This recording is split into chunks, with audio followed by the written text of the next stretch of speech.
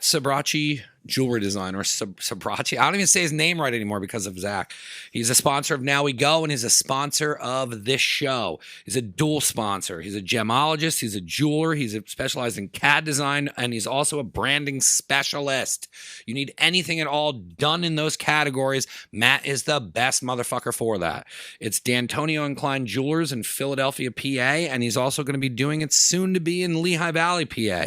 You can call or DM for appointments. He's in Philly on 726 Sanson Street, and you can follow him on social media at Sabrachi Jewelry Design. He's made pendants for finishers. We're working on stuff together. It's not just jewelry. We're working on pendants and all kinds of things. He's making rings. He can do anything that you need, from design to gems to jewelers. He is the real deal, and I'm excited. He's a childhood friend who grew a diamond business. He's a jeweler. We did a podcast with him. It's a cool story. Check him out. Sabrachi Jewelry Designs. Mad J's Barbecue, www.madjsbarbecue.com. They take cash, they take credit card. You can order online. Order online is the easiest for everybody. They can also call in their order. They got 2 locations. They are killing the barbecue game. Started out small. Now these guys got 2 separate locations. They're doing catering. They're doing pop-ups at Seven Sirens Brewery. What else can these guys do? The Nazareth location is over at 52 East Lawn Road. Anybody knows where Nazareth is? It's down past 7-Eleven, right next to Rita's. Shout out Calandra. They are at 52 East Lawn Road, and that's 610-365-7275, and www.madjsbarbecue.com. Justin just opened up the second location, and he is a part of Willow Creek Brewery, and that is 643 Penn Avenue, West Reading, Pennsylvania. I'm going to be having these guys on the show, and they are crushing barbecue, catering, in-store, pickup. They're doing it all, man. They're doing it all. Check them out at madjsbarbecue.com, and thank you for being a sponsor. Eric K. Dowdle, defense attorney. We had him on the show, and what crazy stories this guy's had. He's helped a ton of people over the years, and if you're looking for help, he is your guy. You can contact them at 610-882-3000, and it's ekdefense.com. Do you have a pending court case? Do you have a court appearance and need a defense lawyer? Do you need proper representation? Felony, misdemeanor, drug offense, assault, homicide, DUI, traffic violation, appeals. Reach out to Eric. Check out the podcast we did with him as well. It has his whole story on there. If you need help, Eric is here to help you. He sponsors the show. We appreciate it. He's going to be doing a monthly thing with us. Eric will be a part of the family now. Thank you for sponsoring. The time just goes by. We're just wasted down here. Yeah, of course.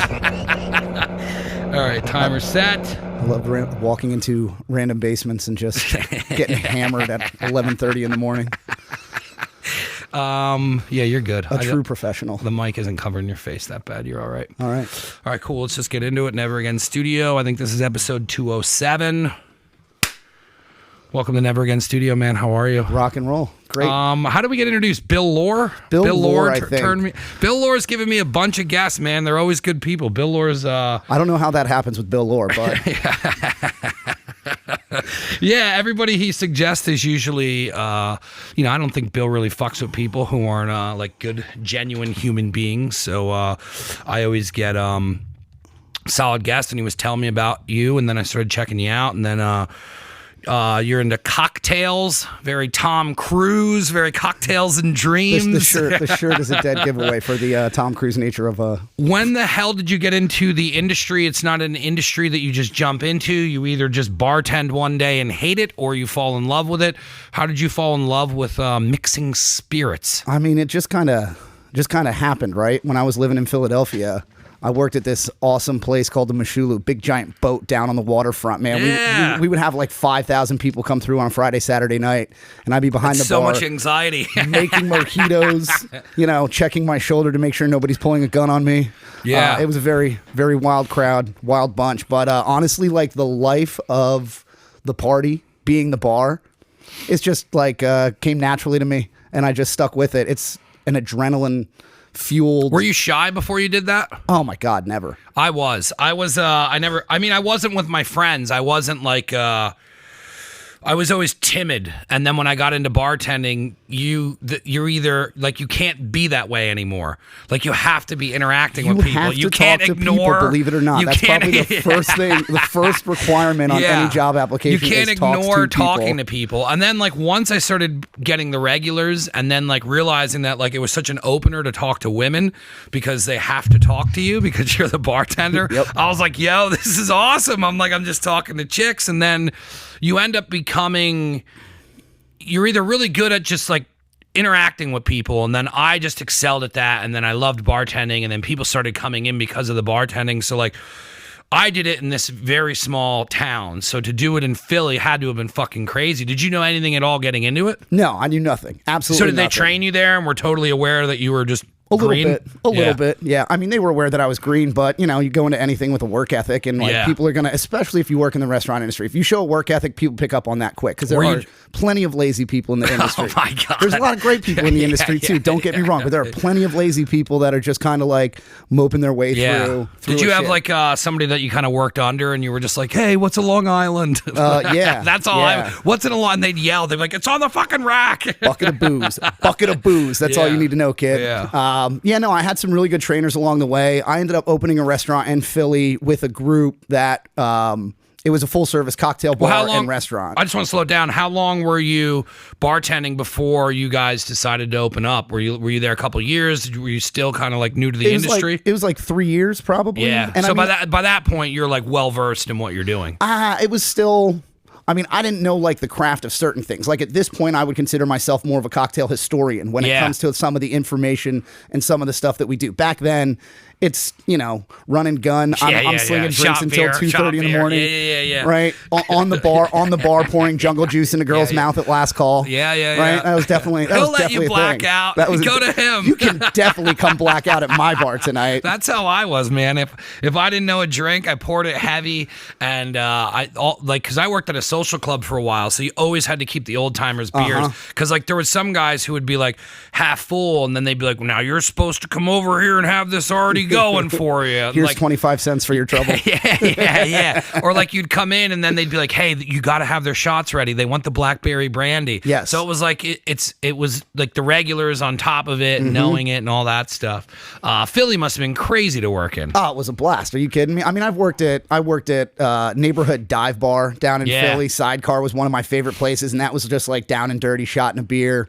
I would cook brunch in the morning on Sundays. Yeah. Right? I would have a double shot of Old Granddad and a cider Did you before. cook before it, or was just no one to cook, so you just offered to do it? Honestly, I've loved cooking ever since I was a little kid. Like I've been in the kitchen around my mother, my aunt, my grandmother. Like my mom is from Alabama, so like whenever I would go down there, they would always have like church dinners on Sunday, and I would go in and make the potatoes. And, So and this help roll cooking out and biscuits, hospitality and all this stuff is built in from family stuff you were doing. Just being a kid and enjoying food, and it made bartending a lot easier because I was really able to just like pick up a bottle, taste it. Ooh, I get these flavors. This would go well with this. Yeah. And it was really, really and helpful cooking combines the same exact stuff. 100%, and it translates over so much. And that's the way that I tell people to look at bartending now, right? It's gotten so serious. It shouldn't be taken so seriously, right? People that are self-proclaimed mixologists, I tend to tell them to fuck off because it's just overly pretentious and absurd. You are still just throwing a good time and having a, like, you know what I mean? Throwing a party pretty much every night. That's for how people. I always looked at it. Right? I never looked at it as like,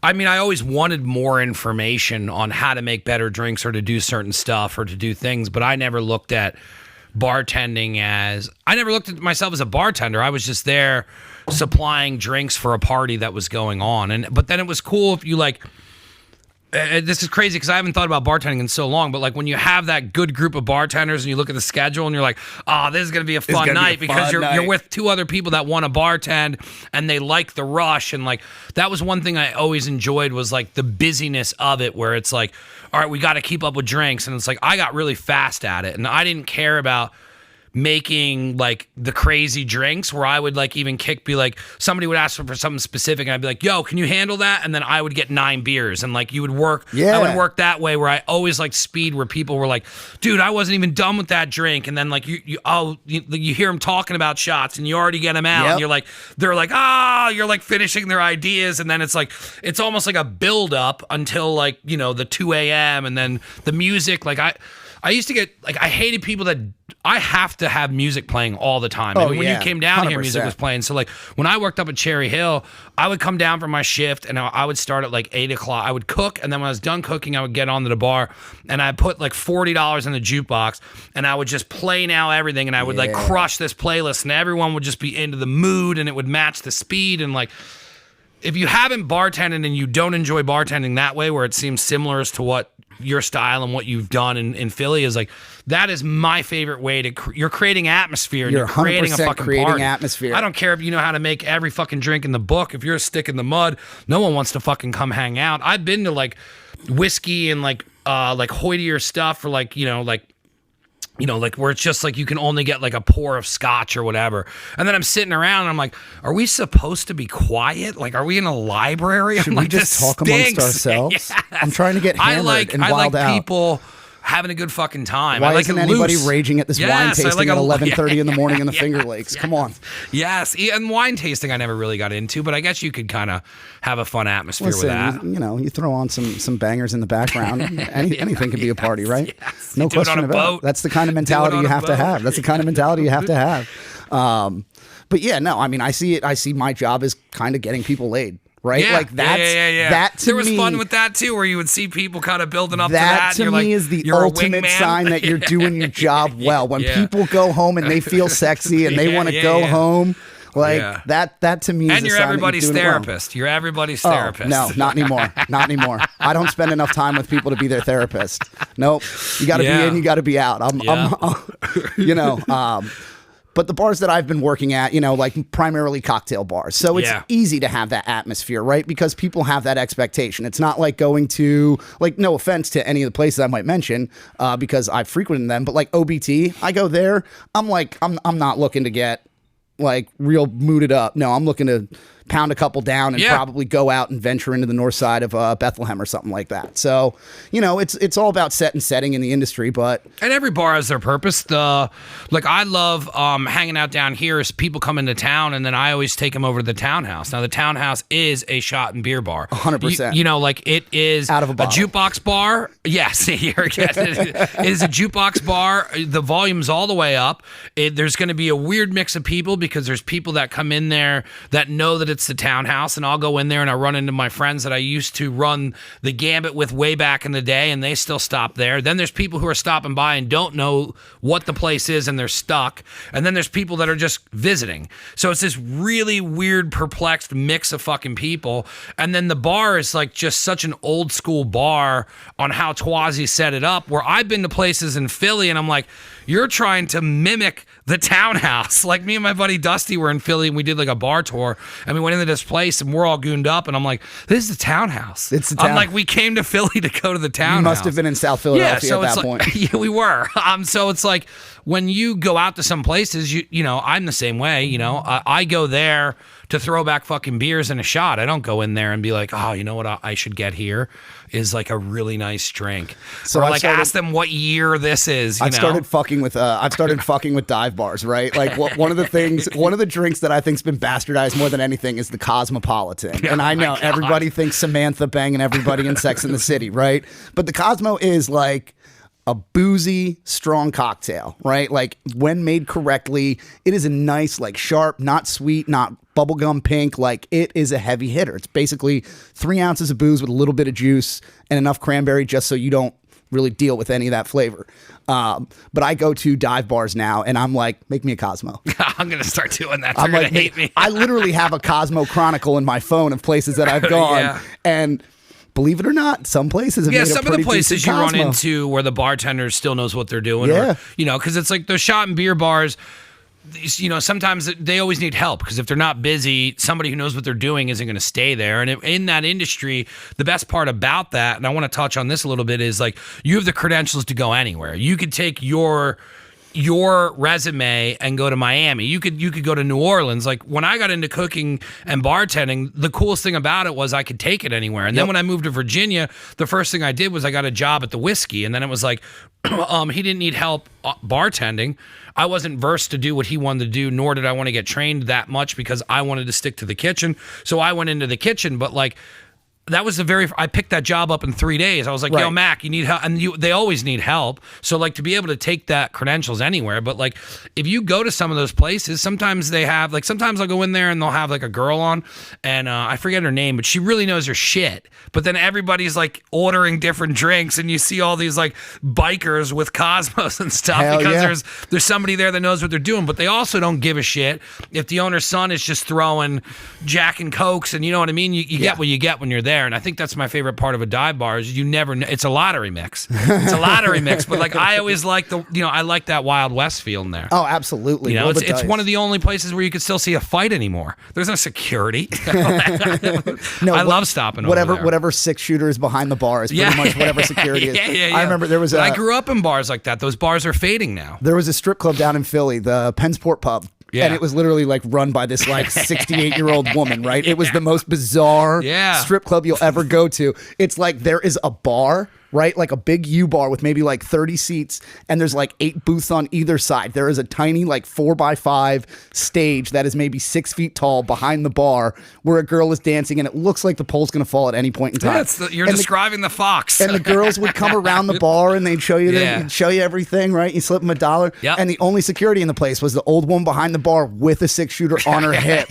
And everybody knew not to fuck with her. Yeah. Everybody knew. I feel like bars have changed so much, and I wanted your opinion on like kind of being in the industry and still being in the industry. When I was growing up and everything, it was bars and sports bars were heavy, and now it's gone into the microbreweries and everything, and then the breweries changed to like, okay, well, it's a beer and a local cocktail, but you can play adult Jenga, and then it's just like, you know, and that's like, sometimes I think like that the bar is being either lost or it might come back again, but I was like, it's kind of archaic to be going to bars anymore. And that's why I love those old school bars. That's why I grew up in my 20s. I didn't go to taverns with my family to play Jenga. Like we went out and got trashed in bars. And I feel like that's like kind of, Let's bring that classic family unit back. Let's all go get hammered at the bar together. Because sometimes I'll go to some of these breweries and I'll be like, this is like it's a restaurant. Yeah. It's not a bar. Well, I like a bar that kids aren't allowed in. Yeah, me too. I like a little danger. Very much so. I like a little better women. Get hammered and go to a bar where kids are allowed, watch them run around, and then there's some danger for you too. Oh, that's a nightmare too. It's like, because then you have that, like,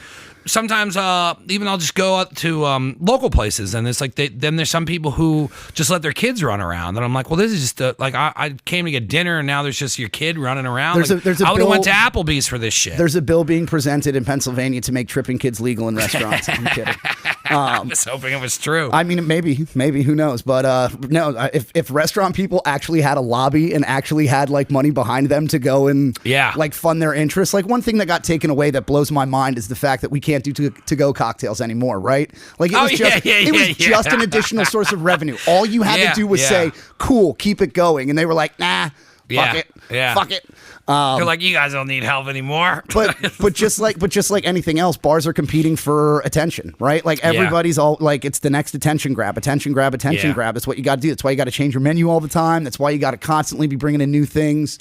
I think trivia is coming back, which I think is awesome. Yeah, right? because I met a couple people recently, and I follow some people that, and a couple of the bars that I do pop-ups up and stuff, they bring trivia in, and I just thought it was crazy that like, I was like, holy shit, like trivia is making a comeback. I see a bunch of my friends posting karaoke at a couple of dive bars. They're doing karaoke again. I was like, all right, like I like seeing that stuff coming back around. Yo, you should put a karaoke bar right above your studio. Well, the next one I'm going to be above ground, but like there's definitely potential to do stuff like that. I would love a little karaoke little bar. Yakitori boy style down in Chinatown in Philly. You get like a 12-foot room with no lights. I'm telling you, there's that downstairs. It sounds perfect. What have you seen coming through the industry that you liked in the beginning when you first started that's just kind of like you wish would be coming back? Money. Yeah. Dude, ever since the financial hit in 07, 08, money has changed drastically in the restaurant industry. It's not quite as wild west, right? Like most restaurants have buttoned down and they're not corporatized, right? But at the same time, like they're doing everything where you're not really getting cash every day anymore. At this point, you are getting everything. Anything that comes through on a credit card will get put into a paycheck, taxed, and then you will get that at week's end, right? Yeah. So that's a little bit different for people. But you know, the whole perception that you can just go be a gunslinger and bartend a few nights a week, make a few $100s. It's not quite that consistent anymore. That used to be almost a guarantee. Yeah, it used to be able to, you could pick up 3 nights and walk away with almost $1,000. Yeah, 100%. Yeah. Yeah, there were days where I would make $500, $600, $700, $800, sometimes over $1,000 in a day working at certain spots in Philly, right? It is not the same beast like that anymore. And that's even before COVID hit, right? Like, no question about it. That was even before COVID hit. But everybody's trying so hard to be pretentious and stand out that I think we're losing some of that, like, traditional aspect of hospitality. Yeah. Like, listen, man, I'm a craft beer drinker, right? Have been for 12 years. Like, I always got into crafty stuff when I was young, right? I always wanted to look at the next trend, get into the craft cocktail, get into craft beer, craft wines, and different things, right?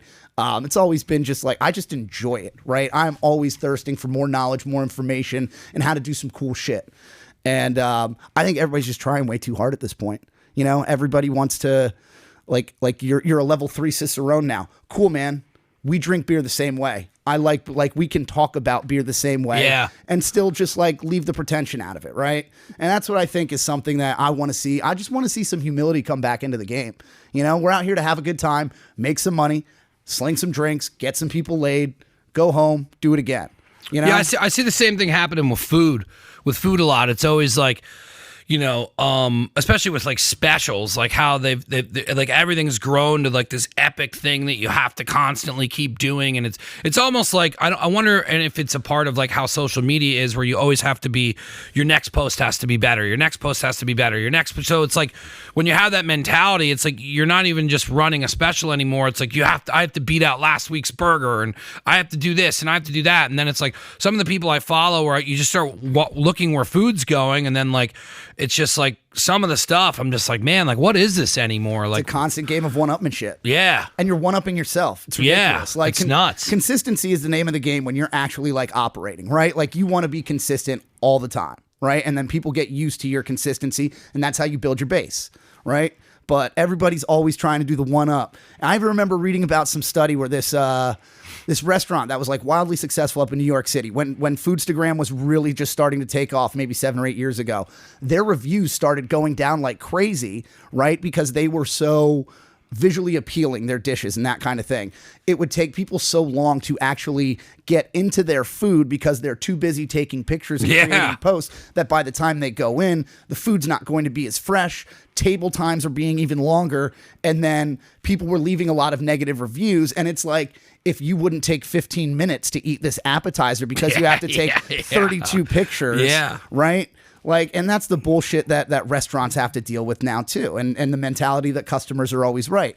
I don't go to a doctor and tell him that he is wrong. I don't go to my barber and tell him I know how to cut hair better. Yeah. It's crazy to me. But at the same time, like, it is still service, right? You're going to eat some shit.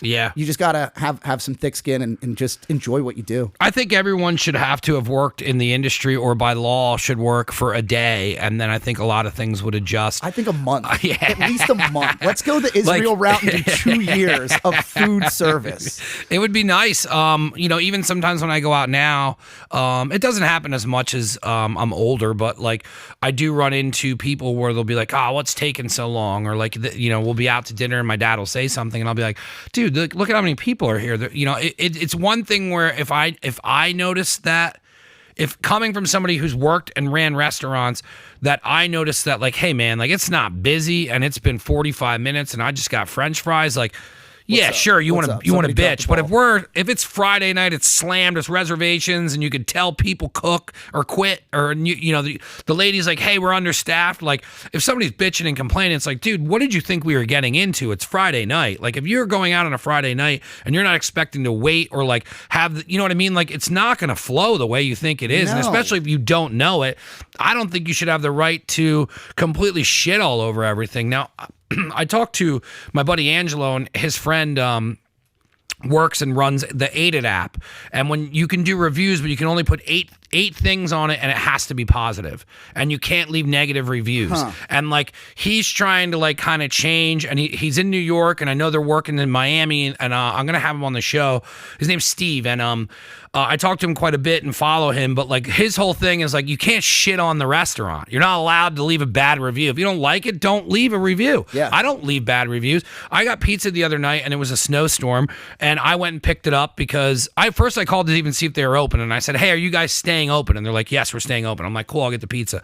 I went in and there's all these people pissed off because some 17-year-old kid with a 92 Kia didn't want to drive to deliver. So all the delivers that went through Slice, and like this is the other thing with those apps is like when you have shit like that, like they couldn't control people already ordering pickups. So by the time they turned off the app, they're in the middle of a snowstorm, and now there's 10 people just screaming at this pizza guy. Dude, it was I had anxiety because I knew how they felt, and he's just like, what did you get? And I'm like, dude, you could just handle all this stuff. And he's like, here, just take this pizza, and then I got out of there. But I'm driving away, and I'm like, the audacity of these fucking people to like just think that you can just shit all over this business and then fuck their reviews up because they're not waiting on you hand and foot. And I don't know if it's because Amazon is a fucking 2-day delivery and you can call and order shit and everyone thinks that like their shit is so important, or if people have just became bigger assholes over the year.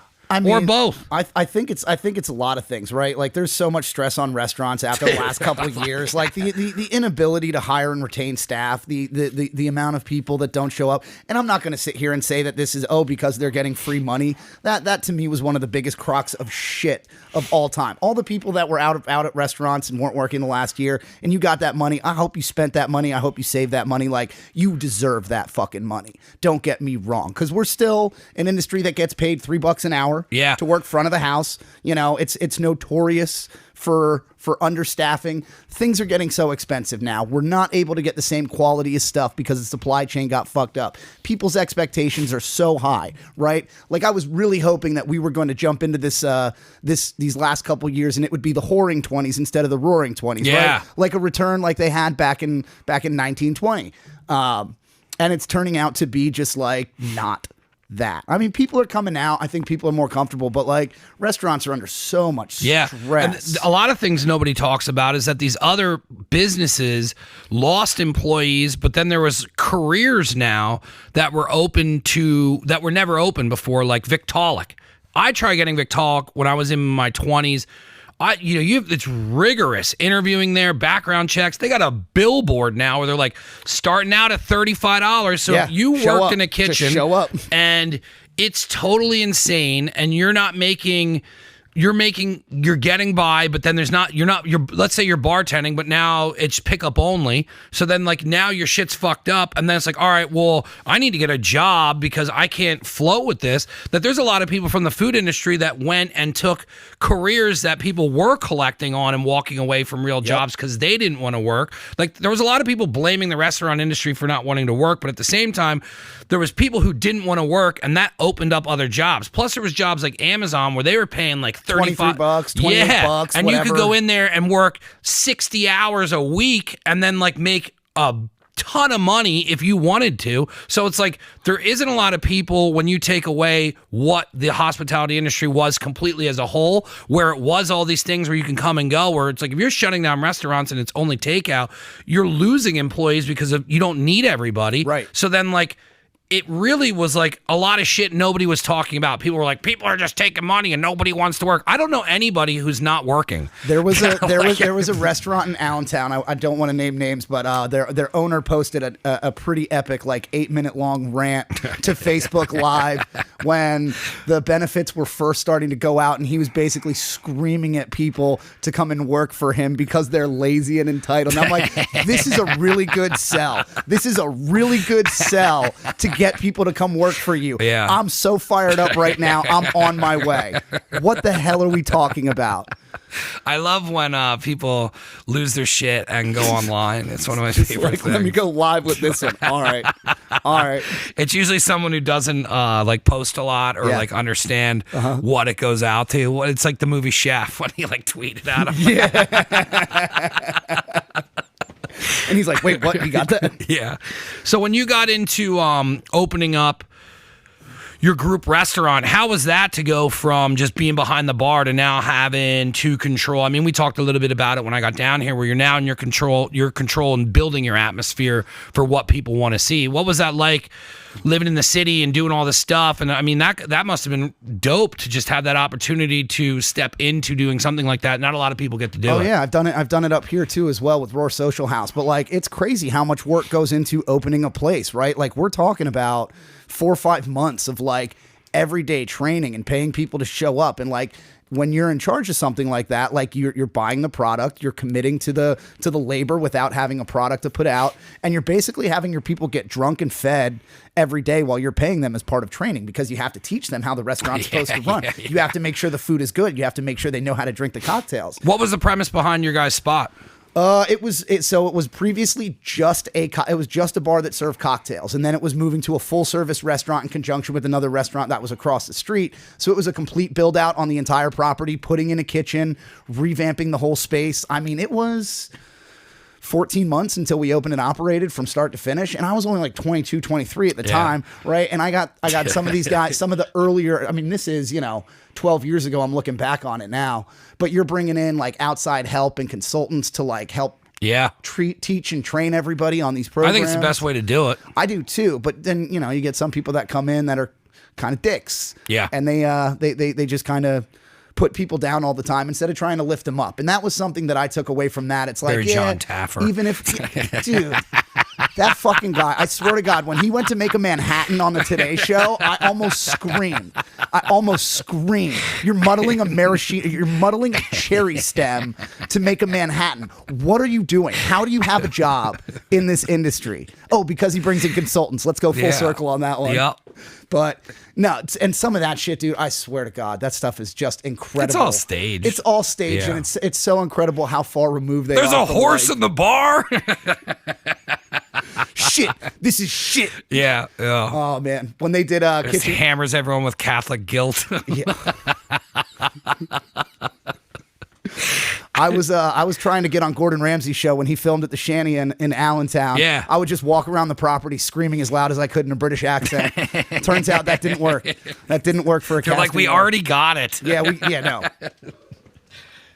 But I mean, opening up a restaurant's one of my favorite things to do, right? Because that's when you get to really you get to bring in so much different product. And when you're in charge of that, it's the best because you got to taste everything. Yep. Right? So like with Roar Social House in Allentown, when I opened that place. Was that the place that was behind or was across from the arena? Yeah. And then it was like through a restaurant and then back through. There was a speakeasy in the back. I'm 90% sure when you said Roar Social House, I've been over there twice, and I think both times I was over there, you probably served me drinks. I probably did. Yeah. That place is fucking. That place was. Is it still there? No. It's now Brew Daddies, and they do a great job. They make some great. I was just there. I didn't even realize that was the same fucking place. They're the back room. It still looks the same, kinda, but obviously they have their like fermentation tanks and all the stuff for brewing back there, which I thought was really smart. And then their beer garden that they have in the middle. Yeah, that's where we were. Off to the side, it was for a bachelor party dinner. And I've never been up there before. Oh, I have, but I didn't realize that was the same place. Yeah. But no, that Roar Social House, that was a special spot, man. I went up there twice, and it gave the speakeasy vibe. And I remember both times we came, and I think you were the bartender, and we were like, whatever you want to make. Yep. Whatever you want to make. We stopped having a menu about 6 or 7 months in, right? Yeah. So I worked at the bookstore speakeasy before that, right? That place is dope too. Is that place still open? Yeah, that place is still open. Yeah. Max is running the program over there. Shout out to Max. He does a great job. Still speakeasy vibes. 100%. Keep Still doing the doing same the way. jazz, Yeah. still doing the whole thing under new I'll have ownership to talk from to the them. first I'd guys. love to do a podcast with them. That Roar and that place were like two things that came to the Valley that were just super special. That Bro, were I could get you a round table with the cocktailers of the Valley. Yeah, and that we should do something like that, especially with the new spot. Like how I was saying, man, we could do a lot of cool shit. That would be a lot of fun. We'll talk after the show. Absolutely, absolutely. But all those guys are near and dear to my heart, right? And gals, right? But yeah, the bookstore was cool. Roar Social House, like that speakeasy vibe, that was really like when the cocktails started coming back. And that was just like, that's always been my favorite thing to sink my teeth into is just like drinks, the history and that stuff behind it. But where were we? Back to opening. Yeah, opening's a bitch. I mean, it's a lot of tedious work because you still got to do your HR stuff. You got to do your HR stuff. You got to taste everything, make sure everybody knows what you're doing. And a lot of times people come in green, they don't really pick it up that quick. Like spending a day literally teaching people how to open a bottle of wine correctly as you would in a restaurant, like if you're dedicating a whole day to that, kind of fucked. Yeah. Kind of fucked. It's a balance from working there and then taking on the task of building out the kitchen now and like doing different stuff like that. I mean, we talked a little bit when you came down. It was like, it's heavy. I mean, there's awesome stuff where like there's fun stuff because I've been a part of a kitchen, a restaurant before when my buddy Chico opened Chico's Cherry Hill, and I worked underneath his brother Matt, who was a chef. So he set up the menu, but like that was awesome. Like Cisco had us come down into their test kitchen, and I was fucking 22. So like I didn't know anything. I thought I would just be, I'm like, and then I come down and they had these chefs and they're like, all right, well we recreated your menu, and then you start doing the tastings and that, and then now to be doing that 20 years later, but be doing it with equipment, and then like now taking like our bagels and like going and doing like test bakes inside ovens that we're gonna buy. Like that's the fun stuff, but then there's also the headaches of like getting the whole flow of the kitchen down, and like and then it's like I don't want to half-ass it, so it's like we're talking to designers, and then like I want to go and check out these ovens at different venues in there. So then like the oven people are like setting me up to meet these people who are like killing it in Philly, and I'm like, oh man, this is awesome networking, and like I love all that. But then the stress and the headache and the heaviness of like putting the whole goddamn thing together and hoping it works at the same time is it's not easy to do. You were kind of alluding to this earlier when you were talking about being behind the bar a little bit, but I think it applies like all the way across. It's the dance. It's the dance. You got to have good dance partners in order to put on a good show, right? Yeah. Like some of the people that I've worked with over the years, it's literally like I'm about to reach for something and they're already handing it to you. Yeah. That's when you know that you're creating like that atmosphere that people are going to want to come back to and want to keep hanging out at, right? And you got to find the correct partners that you're dancing with already, so you know that it's going to work in this made up idea of a restaurant. And then you also have to want to dance with the stress and the heaviness of it, because the payout is when you're done on a Friday night and you crushed all those tickets and everything went flawlessly, there's no better feeling than that. There's no better feeling than being done with a shift and having that shift drink, and it's just, oh, do you remember when this person did that? And you kind of hang in this euphoria of like a fucking dump out of like, it feels like you went on a marathon run. It's like, now I chase that stuff with exercise, but you get that from a night of bartending, and it's like going out to sea and coming home. Like it's fucking rough out there, but I love the chaos, and then it's controlled, but you're controlling the chaos, and like you said, it's a dance, and there's nothing better when that settles down and the lights are over and you made money, you have a big jar of tips, you're getting a paycheck on top of it, everybody loved what you're doing, and you're like, we're doing it again tomorrow. And it takes a very specific type of person that enjoys doing that. And when you meet people who like to do that, or you meet waitresses that are really good at their job, like my buddy's wife, she's not doing it anymore, but she crushed at being a waitress. And like I tell her all the time, like, yo, you should open up your own little spot. Like you're a natural for handling people. You're a natural for like the service industry. And there's some people who have that, and there's some people who are just there because they want a fucking job. And like and there's never not that person there, and you always have to fucking deal with that person, and then you can't get rid of them because you need help, and then it's just like, well, they show up, and then if you have an owner who hasn't ever fucking worked the industry, and they're just like, well, this person, like, it gets muddy. Well, this is my friend's kid, so I have to give them a job. But it's different. It's different when you come in. So like, how was that like for you guys to staff everything and get it up and going, and what was it like once it was running? I mean, getting everybody in, so like you're asking people to commit to like 6-7 months of like training, like showing up basically for a 9 to 5. We're going to pay you like $10 an hour, but you'll eat and you'll drink every day, right? So it's selling them on this idea, and then once you get them in there, you got to hope that people stay throughout the entirety of the training process. And there's people that are just there to get food, and they're just like, I'm just hungry, right? Yeah, like I just decided I'm not working this summer. when we were doing Roar, it would like we'd be bringing food in, and there would be some just like people on the streets in Allentown that would follow us into the basement of the Wells Fargo building. They'd be like, yo, what you guys got? And I'm like, nothing for you. I'm really sorry. Actually, here's a bagel. It's fine. How many employees did you have at Roar? I'd say, between back of the house, front of the house, roughly like 25. Yeah. 25, maybe 30. Oh, yeah, that's right, because it was a restaurant, and then the back was... The back was its own separate entity, right? Yeah. We started out not doing food there, but then that changed because people want food when they're drinking. And then, oh, can I bring this in here? Yeah, and it was just like, people be like, well, I just want to have dinner back here. You guys are the shit. And I'm like... Yeah. We should just let them have dinner. Yeah, because when I went, it was just, and my buddy Kyle took me there. I think we went to a hockey game. We did something, and then we were like just out for the night, and he knew about the spot, and he's like, yeah, you go all the way back through and you go through this thing.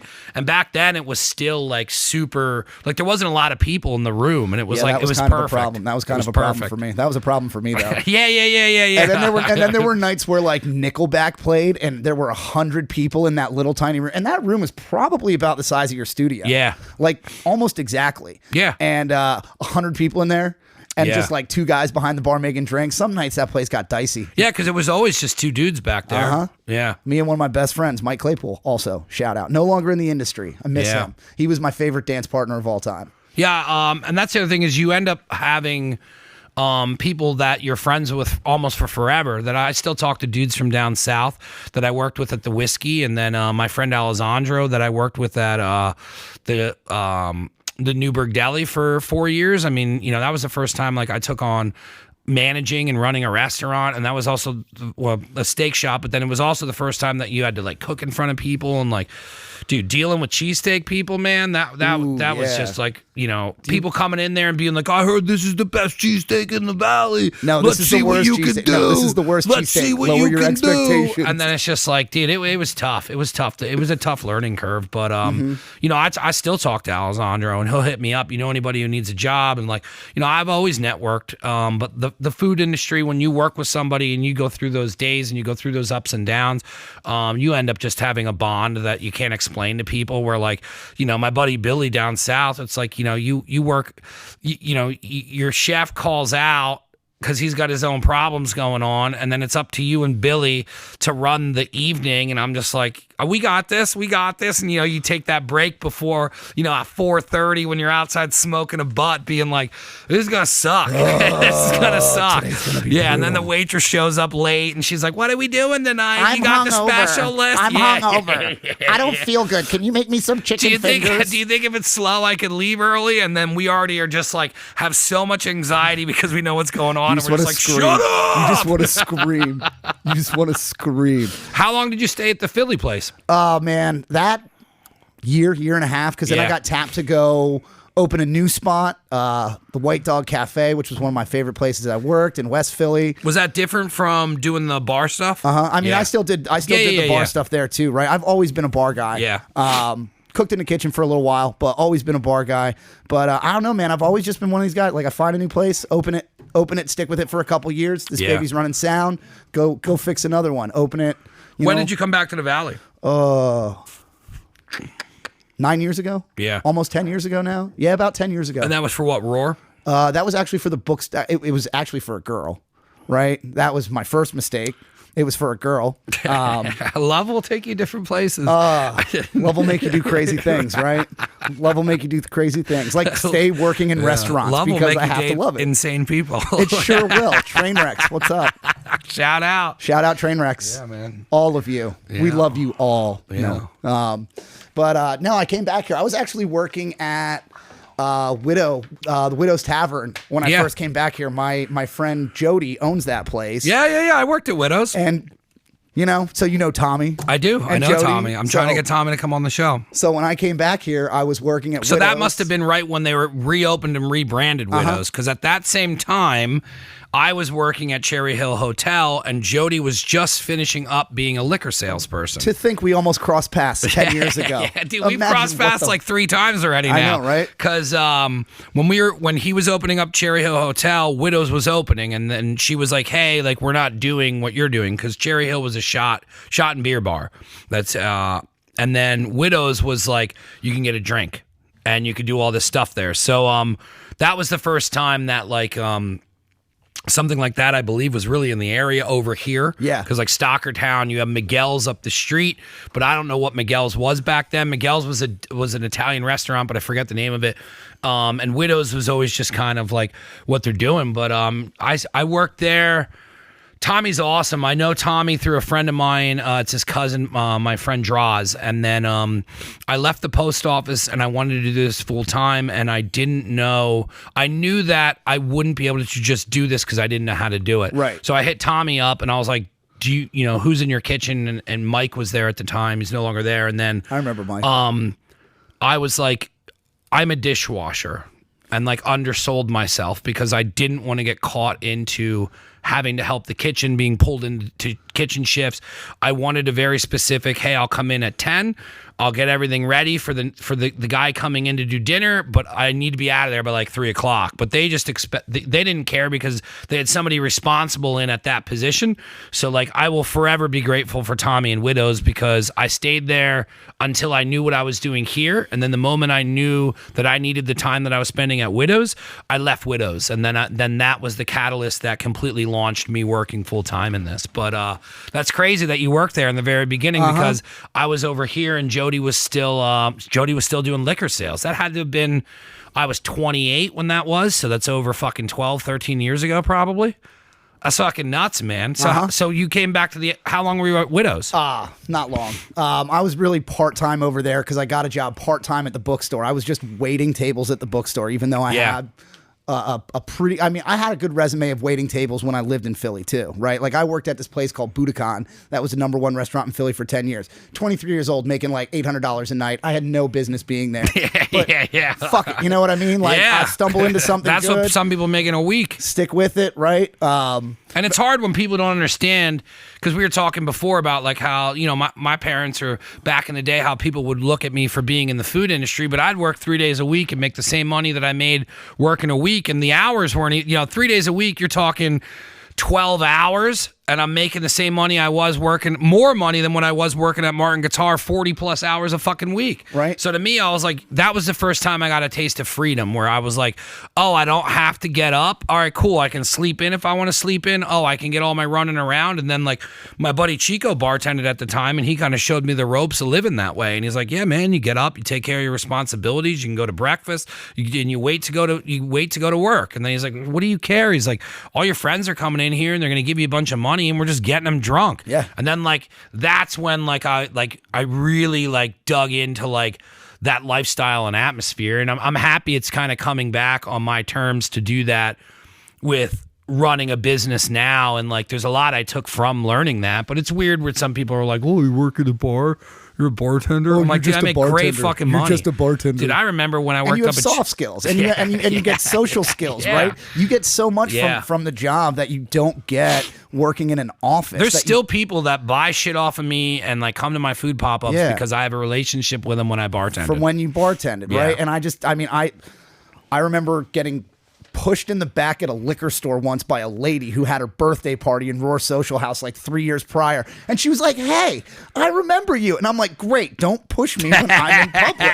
It's hilarious. But like you get a lot out of it, right? And you know their drinks still. Like I have been on the receiving end of some of the best service of my life just from the fact that like I'm in the industry. When I was in Europe, and I'm a young man bartending, like that is still considered like a profession that you have to work your way into over there. Yeah. Like most people that bartend are grown-ass adults with families and kids that this is how they make. Did you work there, or how long were you over there? Oh, I was only in Europe for a week, but everywhere I went in Paris and in Amsterdam, got hooked up out the wazoo. I did end up going behind a bar in Amsterdam and making drinks. And I was taking shots of mezcal with the entire staff. That's awesome. And it was like a setup like a Gordon Ramsay kitchen where they got like 25 people in the kitchen plating food and sending stuff out, and like 3 people running the bar. And I asked for a daiquiri, which traditionally made with rum, but I said, hey man, I see you got a bottle of mezcal up there. You want to sub the rum for mezcal for my daiquiri? I like a little smoky, citrusy fucking weirdness. And he just looked at me, he goes, I've never even thought to do that. He was like, I'm going to do it. So and then he comes back with 2 cocktails, the Scotch daiquiri, and he said, that's quite tasty. And he's like, here's my house daiquiri that I've been working on. That's on me. Yeah. And before you know it, I'm behind the bar, right? Great memory. Same thing, New Orleans. I was down there last year and just fucking awesome time at this bar called Hot Tin on top of the Hotel Pontchartrain. And it was just, I just It's got to be fun for you to travel and do that stuff because you know what you want out of your experience because you're giving experiences to people. So it's like you can look into like, oh, I want to travel here. Like this bar's got the ratings, and like my friend Jer travels a lot, and he like has a niche now for finding these spots, like how you're explaining. Where like he was overseas somewhere and he sends me this video of this kid who's like making this thing and he's got like a smoke bubble on top of his drink and like the smoking guns. I love. I'm like, dude, I'm like this, and like he's like, dude, he's like, it was a 5-minute presentation, but like he loves that. He loves that. And then like the whole bar like looked like an old, it looked like there was a book, shelf behind him and it was like lit correctly. Like he's a big atmosphere guy. He's made me appreciate atmosphere going to different places like that. And again, like we were saying before, you're reaching for other people's attention. And so the more stuff that you can do and the more knowledge, the more backbone that you have behind everything. It's not just knowing how to do something, it's knowing why something's done this way. I think is a big trend going forward in this industry.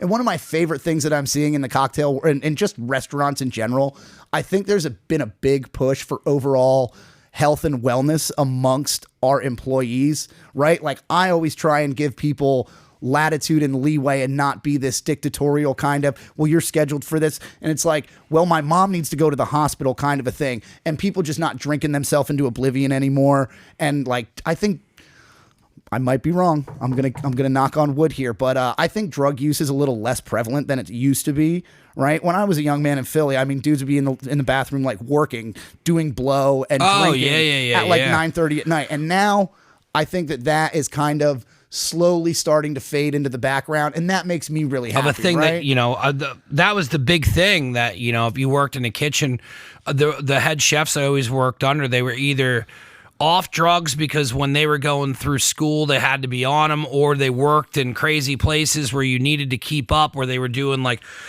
like venues and like they're like, dude, you had to do it. Or there was just, it was so loose back then. We're like, here, take this. Yeah. This will get you through the night. And then people are hooked on it and whatnot. And it's like, when I was coming up through, it's like, when I was in Virginia, there, worked at a couple places and you always had the guy in front of you would be like, dude, we can't even get anybody in here who's like not fucked up on drugs and alcohol. 100%. That used to, that was just a prerequisite at most places. Like, oh yeah, well I come with baggage. Yeah. 100%, and everybody comes with baggage. Absolutely, don't get me wrong. Absolutely. But there's a level of just like overworked baggage. I think that the last 2 years is really exposed. Is really exposed. I burned out on it, and I burned out a bunch doing all different stuff. But being burned out on food, it's a different burnout. Mm-hmm. I'm excited to get back into it and do the pop-ups and stuff, and like it's something I love, and it's something that I realized was like out of my life that I was missing. And like once I put it back there, I was like, oh man, I forgot how much passion I have for just like making things and like giving good things to people and like, like just enjoying somebody being like, hey, that's fucking awesome. And be like, yeah, here's how I wanted to do that. And then when you start getting people to taste something that you wanted it to taste like you're sharing emotions with people and it's not easy to do, especially strangers. Especially strangers. And food has just got a visceral thing, right? Like I feel like everybody's watched Bourdain at this point and they get a sense of the art and the romance and the mystery and the intrigue behind things, right? And I think it's really fun. And that's what I'm going to try and do. And when I make you this cocktail, right? Yeah. This is what I'm trying to do, is trying to connect with people on an emotional level so that they look at me and they slap me in the back 3 years later in a liquor store and say that drink was so fucking good. What do you want to get into with this? So, you can slide that down and then I can back the camera up a little too and I can just make adjustments for it. So, next studio will have a kitchen. And let me know if you need help with moving any of it. It should be all right. This cutting board was clutch, by the way. I stole that from a restaurant I worked at up in the Poconos. This is just like the I have butcher. I'll back the camera up a little bit. I have butcher block cabinets at my house, so I'm used to this kind of thing. But anyway, like bourbon cocktails, Manhattan's Old Fashions have always been one of my favorites in terms of just like what we're working with. So if we look back in history, the term cocktail actually comes from the term old fashioned, right? It was first like kind of indicated in the 1750s in Boston in a newspaper. And it was defined as this, it was a cocktail comprised of a strong base spirit, which was definitely brandy back then, Now, obviously, bourbon, rye, whiskey is going to be our primary point here. Soda water, sugar, and bitters. So I call this drink the Duke Silver. This is one of my like winter Manhattan cocktails. So going with some old granddad bottled in bond. I don't think we need to be pretentious in terms of what we're using. You don't always need to reach for Woodford. You don't always need to reach for Basil Hayden, Blanton's, whatever big brand name.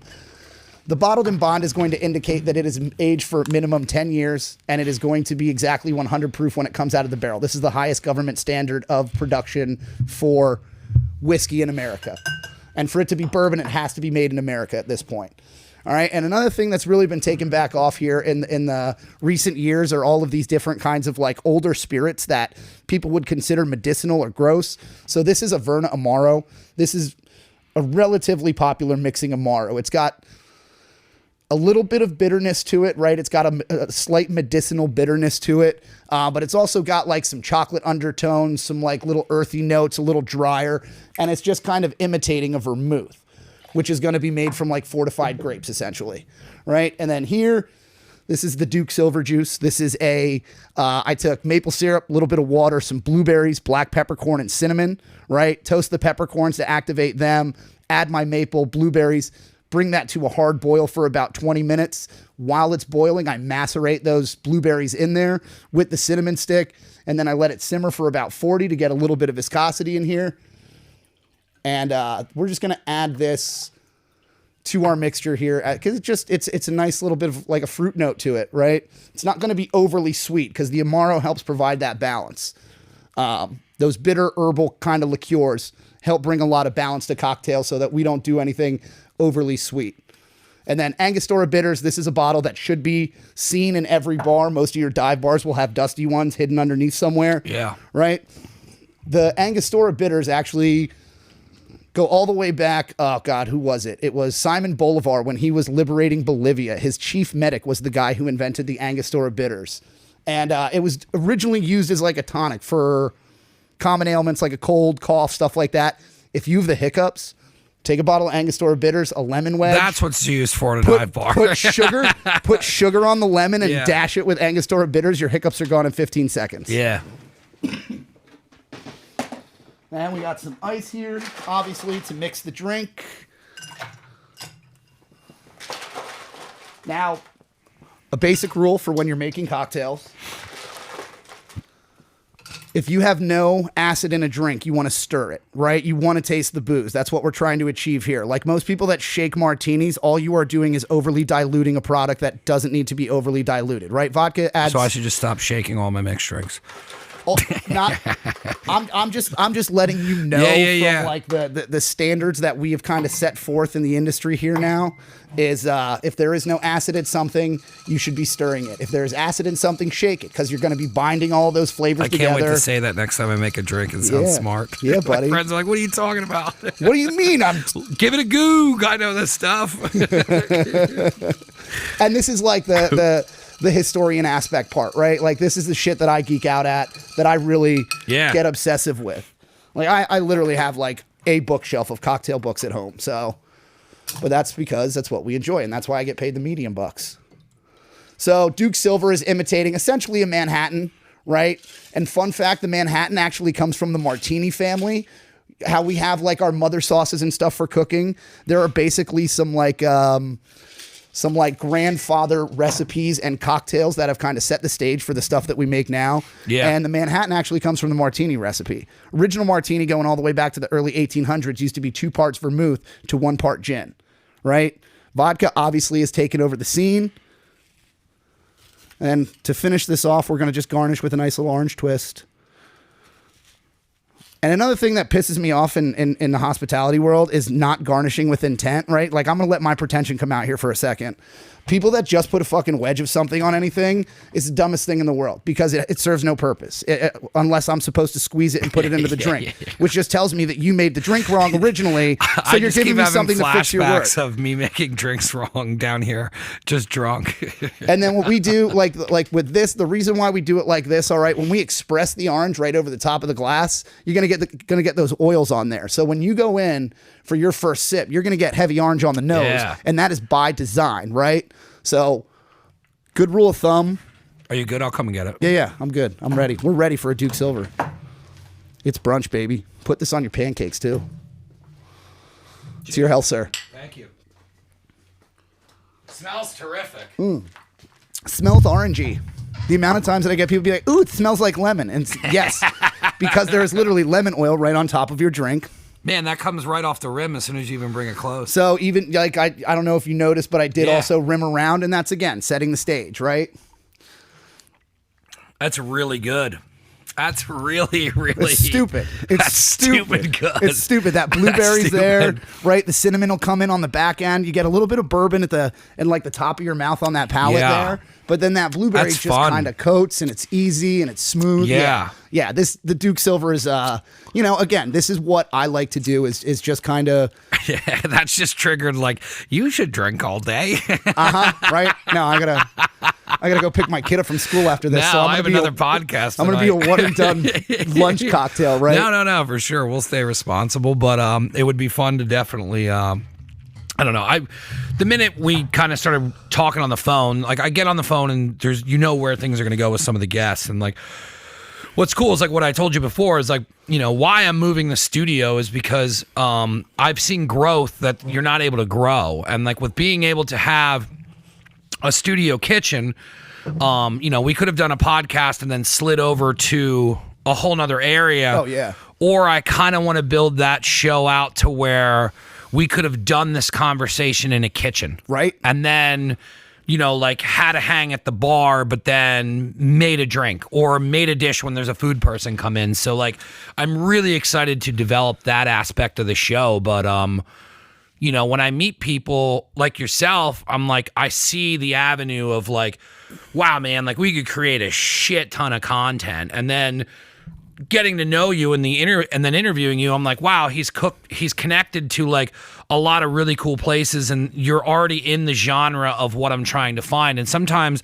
when you get into a topic that you want to podcast with, I have a certain specific style. So like you have to find the correct person that's hitting that. And then when you do, and then they're hitting the small circle that you want inside there to represent what you think is cool about that industry, to be able to have a studio that takes care of everything that I would want to do, I'm really excited to step forward, because even now after this show, my head is like just boom, boom, boom, boom, boom, boom, where I'm like, oh man, I'm like, he already knows what he's doing with this. Oh, if we hosted an event, he could be doing this. All right, well, I could use him for this. Oh, I can get him jobs. I can, you know what I mean? Like, it's just the good person in myself. And then there's all these versions of me that exist, but then there's a part of me that like, oh, well, I can help him. All right, oh, cool. Well, I can have this awesome service that other people will enjoy having. All right, cool. Well, we could make money together. All right, we could get content together. Like it's pretty cool. Where before I was at a roadblock, and then it was like me trying to explain what I wanted to do was like climbing at a wall. But now that wall's over, it's like this is fucking top-notch stuff, dude. Like just even tasting this, I'm like, there's so much we could do. No pun intended to the people at Notch Modern Kitchen and Bar, my most recent employer. Shout out to them. Love that place. Yeah, so where are you at now with like where you're growing and like what you're doing? We'll kind of wrap up as we're finishing the drink, but like, you did your stuff in Philly, you came back to the Valley, you were at Widow's, you did these speakeasy things. Where are you at right now? Because I know you were podcasting for a little bit when the pandemic hit, which I thought was cool, because you have a unique time during that time to work and find things out. And some people sat around and got depressed, or other people created. And when you run into genuine people who like to create, the people that I have on here usually they stayed busy. Yeah. Well, that was the goal, right? So the podcast was awesome. Mind your P's and Q's. I was literally. Like, I invested a lot of money in my home bar, right? Drank a lot of booze, bought a lot more booze, but like I have enough stuff for a full bar setup at home. And I would make drinks very similar to this. The Duke Silver was featured on my podcast, Mind Your P's and Q's. But I would literally deliver it to people, and it was still early on in the pandemic. Yeah, when you were telling me that, I was like, what a brilliant idea. So doing everything on Zoom was just like the norm, right? Yeah. Which I didn't really care for. I much prefer this kind of interaction. It's hard. It was really hard. I've done Zoom twice, and I'll do it again because in the new studio it'll be set up different and it'll maybe feel a little bit better. But I do this whole thing off of as if this stuff wasn't here and this would genuinely be the conversation because I'm just intrigued to figure out what you're doing. But then you also have to kind of curve it a little bit to stay on track of a topic or just to keep the conversation going. That's not easy to do staring at a camera because you're paying attention to like people interacting, paying attention to seeing if I asked you the wrong question and I'm leading you somewhere you don't want to go. Like, back to what you said, there's a dance and it's hard to dance through a monitor. And I don't like the monitor. I don't like that vibe. And I've only done 2 and I just stopped doing it. Even the pandemic, I gave them the option. I don't care what you do. If you feel comfortable coming down here, let's just keep doing it. And luckily Zach and JM, we were doing, Now We Go, which ended up on Tiger King, but like that yeah, right, dude. But like that whole thing was like because we just wanted to keep creating and whatnot. Mm-hmm. But yeah, the Zoom stuff, it's hard, especially with this, like where we can enjoy this. And like I wanted to switch to my reaction when I had that because I was just smiling so hard. But like it's so different having a drink over a computer. Even when I have beers with my buddies, when we did a couple virtual Zooms or virtual beers, it's not weird. It's not the same. It's just weird. It feels so unnatural, right? Yeah, and it just like, you know, I would love to get back to it because I enjoyed being in the chair that you're in and sitting and just talking to people and opening them up and getting to know them. Like, I didn't know that. That's bartending. I didn't know that the vice president of the American Meat Association is Greg LaBelle, who owns Colony Meadery over here in Allentown. Yeah, I didn't know that. I had no idea. Yeah. And he's grown the membership from like 72 meaderies in the last 10 years to like 900. Like, good for him. That's fucking awesome. And that's right here in our town, once again. We had him on before it was video. Yeah. He's a great dude. Yeah, I got to have him back on. You should. He's a good guy. He's a really good guy. That was so early on when we had him. He was one of the first we had down here. When I used to work for a marketing company, I met Greg because he worked, I forget where he worked, but he and I were talking about making a coffee table book. It was so weird before he started Colony so many years ago. Yeah, his spice is dope. Yeah. Dude, I haven't been over there in years. Dude, the meat, like, and some of the meat that they make, like they made this one, I think it was cinnamon coffee mead with a little bit of chili action to it.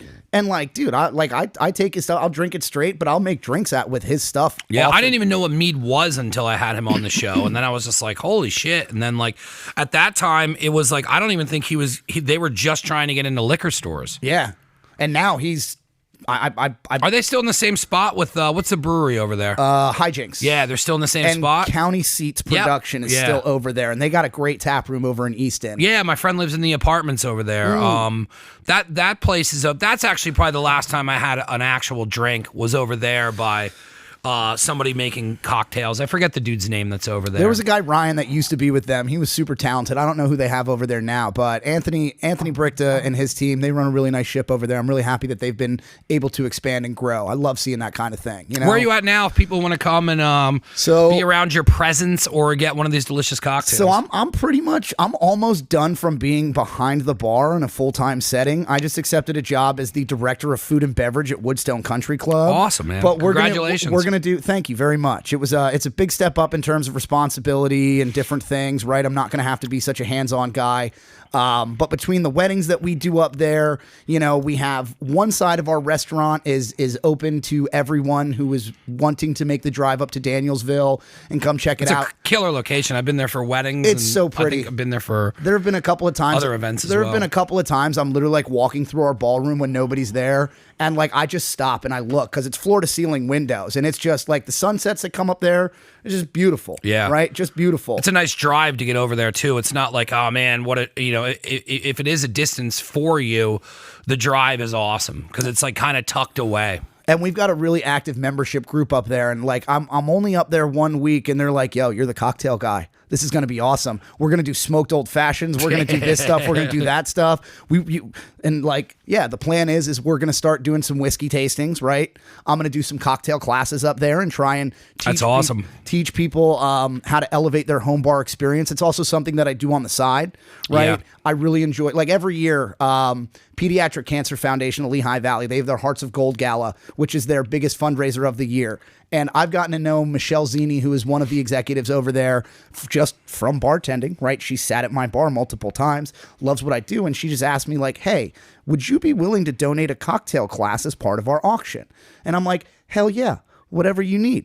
And, you know, I'll give them like 4 hours of my time, right? And I go to people's house. I teach them how to make simple things. That's fun. Like a Moscow Mule, a traditional old-fashioned Manhattan margarita, etc. Like the classics that people call for. Here is the correct way to do it. Here is the history behind it, right? And I'm going to incorporate that up at Woodstone, but I do like doing a lot of those private events and just teaching people how to elevate their home bar game.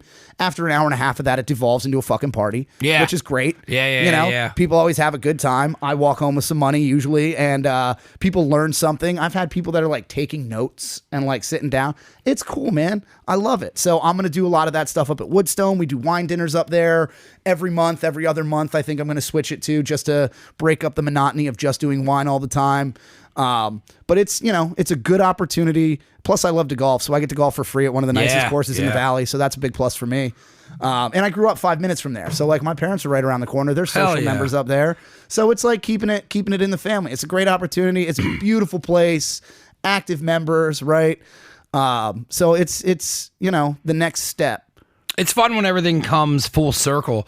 And when you were explaining all that, I'm getting a vibe towards wrapping this up, but it seems to me, and it's just because I've been through it, but it's like, it seems like you like your freedom. You like your freedom in your day. You like your freedom in your job. You like your freedom to express yourself and kind of move around. And it's like, from the story, from the beginning and just kind of listening to how it goes and what you get to do. Like you're not being told to learn about the alcohol and everything. You genuinely want to do that. Yeah. So then you have a rabbit hole to go down. And then when you go down that rabbit hole, you're learning. And then not only are you able to get people to have a reaction to your drink, you're now giving them knowledge on top of it. So it seems that like you kind of soak all this stuff up and then you get to give it back to people, but you're getting paid to do it. And there's not a lot of people that figure out that that's what they like doing. I like doing that. It took me a long time and starting to see it through other people's eyes. And after I started doing this full time, I tell people all the time, like, when I first started this, I didn't know what we were going to do. I didn't know what I was going to do. I didn't know how we were going to do this. I didn't know if we'd make any money. How I thought this was going to go and where it has gone now. And I try and tell people who are just starting out and who are just trying to find what they enjoy doing for a living is that the money and everything is cool and it doesn't matter how much comes and goes, but your freedom for creativity, your freedom for your daily schedule, your freedom for how your drive is to work. And it's like, those are the things that I think a lot of people don't pay attention to on that drive to work when you fucking hate it and you got to drown it out with music, or when you're going in somewhere and you got to work with somebody you don't like and you're going into a job where you're like, I got to do this for 12 more years and then I can be retired. Then I can retire. Then I can retire. Then I can have freedom. And then and it's like like hip surgery. Yeah. And then it's like, then you're miserable. And then it's like, I've been in so many positions where like, even talking to my mom, like I'm super close to my mom. And like, I would always express to her, I'd call her, man, I just fucking hate this job. And this guy's just such an asshole. And it's like, I'm working so hard. And I thought hard work paid off. And like, how is this not ever adding up? And then like, when I finally just left the post office and all this other shit, and I just went for it, I noticed that like, my depression was gone. I was being way more creative. My mood was changed. I was trying to make other people happy. And it was like the best part of me was truly flowing through my work. And I think it's hard to find that path, but when you do, and you can, and anyone can do it, but I believe that that's what you've done, is completely have made your career, your creativity, and your life flow into one thing. So you're just kind of like in order that way to where you can do all this stuff. Yeah, and I mean, it's come from experience. It's come from doing things that I didn't want to do. It's come from discomfort. It's come from discomfort, right? And this is something that I tell, like, I work with a lot of kids, right? Like, there's no question about it. Working in the restaurant industry, especially up in Danielsville, I'm plucking kids from the high schools, right? Have them work banquets, have them work in the restaurant, doing whatever jobs for us. And the thing that I always tell them, and I tell my younger cousins, and I tell younger people in general, like, if you don't know what you want to do, don't go to college right away. Yeah. Go get some shit jobs that are definitely not what you want to do, but you're going to get some real world experience. You're going to get some real life application out of this, right? And you're going to have a much easier time of going to school and pursuing something that you do want to do, because you know about things you don't want to do. If you don't get that kind of experience, if you don't put yourself out there and make yourself uncomfortable, you're never going to know what your true comfort comfort zone is or what you really actually want to do. And to your point about the hard work, like, man, I'm in this industry for 15 years. It's a long time. I'm getting long in the tooth in this game, right? Most people might last 3, 4, 5, 6 at most, but it's a skill set that you can take anywhere, that you can always have, that will always be a guaranteed way for you to make a living, right? Might not be the best living in the world or what you're imagining, but at the same time, it is always going to be there. And I tell people you gotta try some shit that you don't like, and you're eventually going to find the thing that you do. And when you do that, you're going to pursue it. And now at this point, with this new opportunity at Woodstone, like it's a huge step in the right direction in terms of solidifying that career for the next 20, 25 years. Because I'm going to be 35 in a couple weeks. Like, I got plenty of time left ahead of me to do some fun shit. Yeah. You know what I mean? So, yeah, that's what I would say to people in that regard is just try it. You got to try. The answer is always no if you don't ask a question. Like, you have to put yourself out there, do some uncomfortable things, like, and you will find out more about yourself on that journey. And it's nice to find a career and a path that you actually enjoy doing. And I mean, you know, you're lucky as hell if you can do that, keep a roof over your head, grow, and all that jazz. So that's, yeah, I agree. Cool. No better way to wrap up. Cheers, brother. Hey, I want to do this again. Maybe me, you, and Bill will do it. I think that would be lovely. I'll make sure I bring blue cheese water instead of that ranch water he poured for you guys last time. He wasn't pouring. He was giving me glasses of tequila. So it would be nice to have somebody actually maintaining what alcohol levels coming in. But when Bill, I'm probably going to let Bill air out Buffalo this week. I'm going to let him. I think that's going to be a lot longer than a week. So I'll reach out to him. But, I was texting him last night, and he didn't respond. No, of course he didn't respond. I don't blame him either. I wouldn't have fucking. I tagged him in something. And it was like a Bills fan where they went through the entire reaction on Barstool, and I was like, I feel for you, and I do. No, I mean, it was that dude that was chugging Tito's.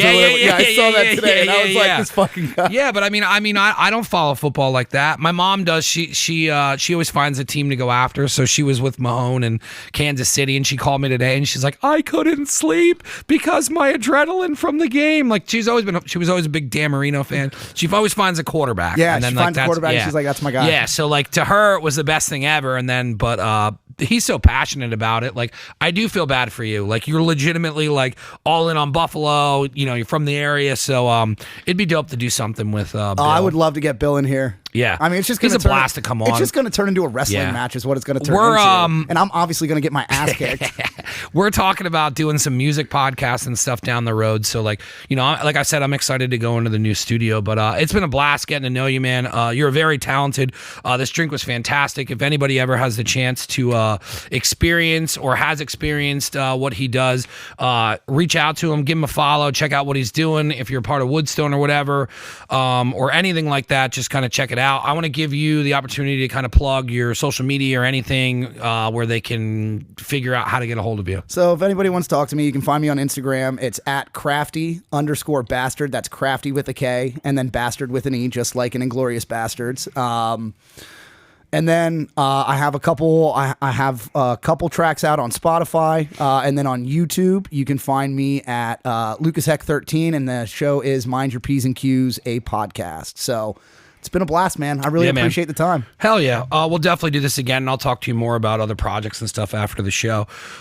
Check him out. I'll have all of his stuff in the bio on the YouTube. So if you go in there, all the links to everything he said is going to be there.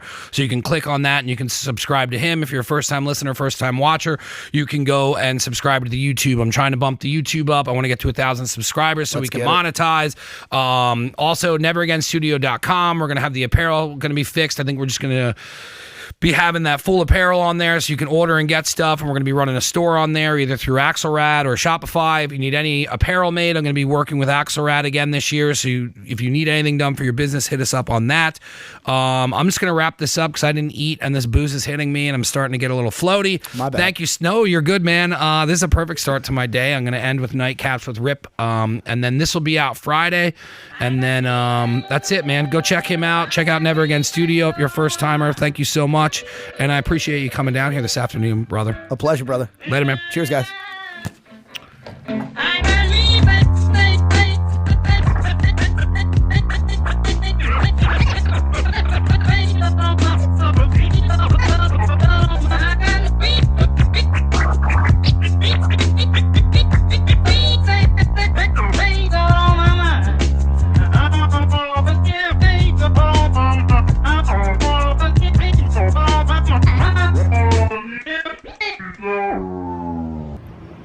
Never Again Radio. Get into it, brother.